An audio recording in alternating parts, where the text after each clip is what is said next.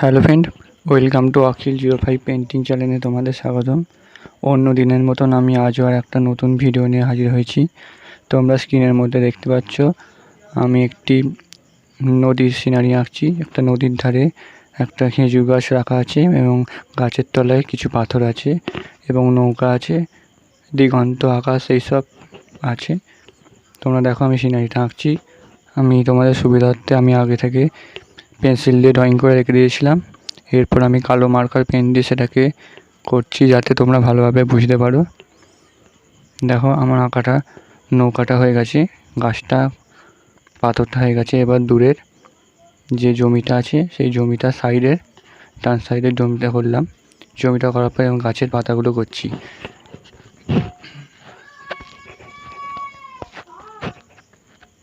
গাছের পাতাগুলো করার পর এরপর আমি গাছের যে গুঁড়িতে যে দাগগুলো আছে সেই দাগগুলো আমি করছি। হয়ে গেল। এরপর আমি কালার করছি। দেখো আমি প্রথমে লেমন ইয়েলো করছি, কারণ গাছের নিচের অংশের যে জমিটা আছে যেখানে পাথরগুলো আছে সেই পাথরগুলোর অংশটা আমি প্রথমে লেমন ইয়েলো করছি। ওই লেমন ইয়েলোটা পুরোটাই পাথরের নিচের অংশটা হবে। পুরো পাথরের নিচের অংশটা করে দিচ্ছি।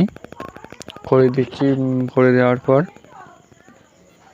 তারপর আমি যেটা করব সেটা হলো স্যাপ গ্রিনটা করছি। স্যাপ গ্রিনটা এই পাথরের নিচের অংশগুলো করছি। স্যাপ গ্রিনটা ওপর দিকে ডিপ, নিচের দিকে হালকা হবে, যেমনটা ভিডিওতে দেখানো হচ্ছে ঠিক সেইভাবেই হবে। এরপর পাথরটা হচ্ছে ছাই কালারটা পাথরের কালারটা প্রত্যেকটা পাথরেই নিচের অংশটা ডিপ হবে, ওপর দিকটা হালকা হবে, যেমনটা ভিডিওতে দেখানো হচ্ছে ঠিক সেইভাবে।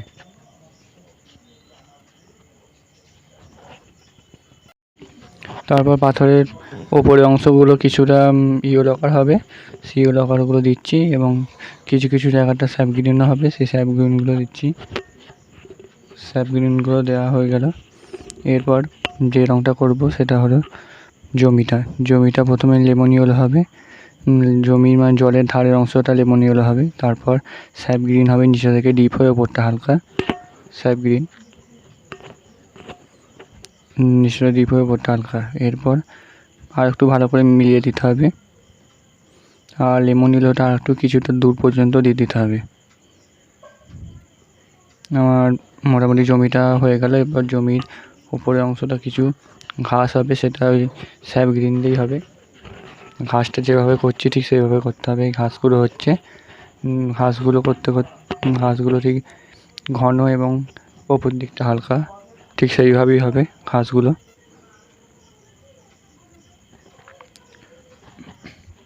এরপর জলটা করছি। জলটা হচ্ছে ব্লু কালার হবে। জলটা সব জায়গাটা হবে না, যেখানে যেখানে কোন জমি আছে, নৌকা আছে সেসব জায়গাটাতে জলটা হবে। এবার নৌকার কালারটা করছি। এটা হচ্ছে ডিপ ব্রাউনটা নৌকাতে করে তার উপরে কালো দিচ্ছি, কারণ ডাইরেক্ট কালো দেওয়া যাবে না, সেই জন্য দিয়ে দিলাম। এরপর নৌকার তলায় জলটাকে দেখাতে হবে, সেই জন্য কালার করছি। এরপর গাছের অংশটা করা হচ্ছে। গাছের অংশটা ডিপ ব্রাউন হচ্ছে। গাছের অংশটা হচ্ছে ডিপ ব্রাউন হওয়ার পর এবার তার ধার সাইডগুলো আমি ইয়েলো দেবো। এইভাবে কন্টিনিউ আমার আঁকাটা ফলো করো তোমরা সবাই। আর যারা আমার চ্যানেলে এখনও পর্যন্ত সাবস্ক্রাইব করোনি তারা সাবস্ক্রাইব করো, আর যারা সাবস্ক্রাইব করেছে তাদেরকে অসংখ্য ধন্যবাদ। দেখো আমার পালটা রঙ হয়ে গেল, পালটা লাল কালারের রঙ হলো। এই লালটা ঠিক যেভাবে করেছি, কিছু কিছু অংশ লাল, কিছু কিছু অংশ সাদা, এবং সাদা দিয়ে মিলিয়ে দিতে হবে, ওইভাবেই কালারটা করতে হবে।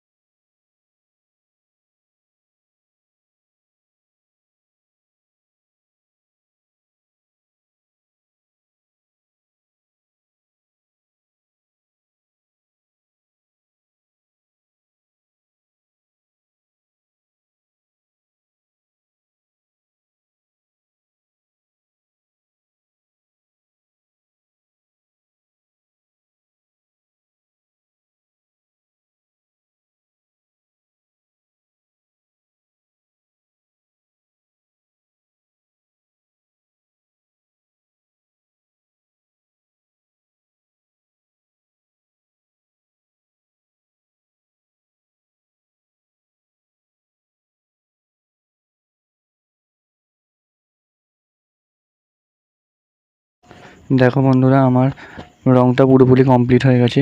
এরপর পাথরের নিচের কিছু কিছু অংশটা কালো দিয়ে শেড দিচ্ছি, কারণ নিচের দিকটা ডিপ ওপর দিকটা হালকা হয়, তাই কিছুটা অংশ কালো দিয়ে শেড দিয়ে দিচ্ছি। কারণ আঁকার লাস্টে শেড দিতে হবে, লাস্টে কিংবা যে রঙটা করবে সে তার শুরুতেও শেড দিলে হবে। শেড দিয়ে আঁকাটা কমপ্লিট করতে হবে, তবে আঁকাটাকে সুন্দর দেখতে লাগে। এবং গাছের সাইডটাও আমি কালো দিয়ে দিচ্ছি, ঠিক যে যে জায়গায় কালো দিয়ে শেড হবে সেই সেই জায়গায়। এবার পালের যে দেখো বন্ধুরা, আমার আঁকাটা মোটামুটি পুরোপুরি কমপ্লিট হয়ে গেছে।